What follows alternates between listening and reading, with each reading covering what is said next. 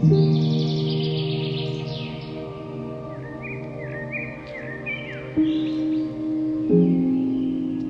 this distant vantage point, the Earth might not seem of any particular interest. But for us, it's different. Thousands of confident religions, ideologies, and economic doctrines.